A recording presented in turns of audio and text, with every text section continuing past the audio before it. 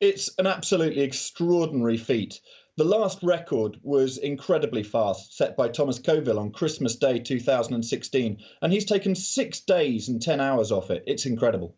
So François, clearly an extraordinary sailor, and others have said he's a very strategic sailor. What does strategic mean to landlubbers like us? Out on the water, when he's in races against other competitors, you have to think about where your competitors are positioned. And on these ocean races, it's all about which weather systems you can hook into. And he is extraordinarily good at making sure that he catches those low pressure systems with those huge winds that drive him forward at just the right angle to get the boat going at its fastest. And he's on this new generation boat, MACIF Trimaran, 30 metres long. So there's a lot more that he can do.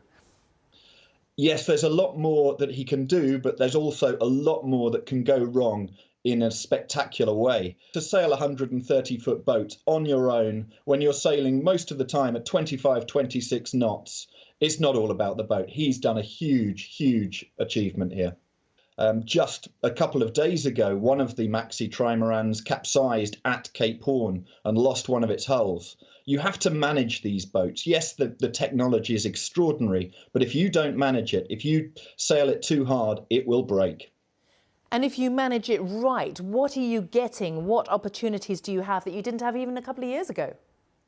The speed. These boats can sail 30, maybe even 40 knots at times, when it was only a few years ago when these boats were sailing at 20 knots, you regarded that as fast. The America's Cuppers we saw sailing inshore get up to 40 knots, but they're now doing this offshore on these huge trimarans on their own.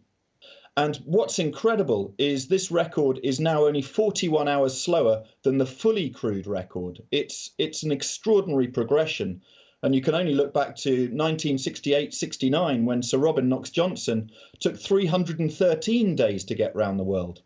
You could say, actually, his was the more remarkable feat because he spent all that time on board with his 10 months of food in a relatively tiny vessel. Yes, back then the technology was absolutely minimal. He had to look at the stars for navigation, and he was on a 32-foot boat. That was an act of seamanship.